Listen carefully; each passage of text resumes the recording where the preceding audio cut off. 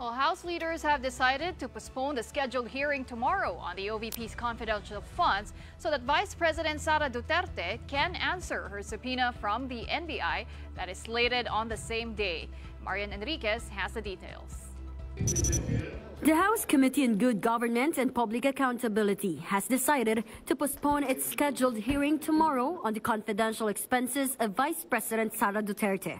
The reason, so VP Duterte won't use them as an excuse against the summons from the National Bureau of Investigation. Sinasabi niya, kaya hindi siya pupunta bukas sa NBI dahil meron daw po siyang committee hearing na atenan. Para ang nangyari, kami pa ang nagiging dahilan para o nagiging excuse para po hindi siya maka-attend. VP Duterte was summoned by the NBI after she claimed to have contracted somebody to kill the first couple and House Speaker Martin Romualdez if in case she gets killed. Yung issue po dun sa NBI ay mabigat po. It concerns national security po. Kaya po kami po ay magbibigay po kami. At least hindi na magagamit yung committee na palusot dahil alam po namin na mas mabigat po yung kailangan harapin sa NBI. No word yet on when the next hearing will be, but for sure, according to the congressman, they're already preparing bills from their investigations. Meanwhile, an alleged screenshot of President Bongbong Marcos's message to House leaders made rounds on social media. It said, in the larger scheme of things, Sara is unimportant, so please do not file impeachment complaints. It will only distract us from the real work of governance, which is to improve the lot of all Filipinos.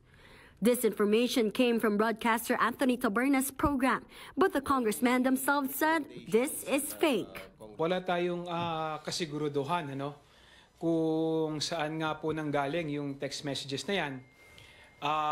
Pero kung ang pinag-uusapan impeachment, lahat naman ng tao may karapatan na mag-file ng impeachment. At siguro nasa kanya-kanyang konsensya na yan ng mga bawat miyembro ng Kamara kung susuporta sila sa impeachment na may magpa-file. Lawmakers insist they haven't really talked about impeachment yet.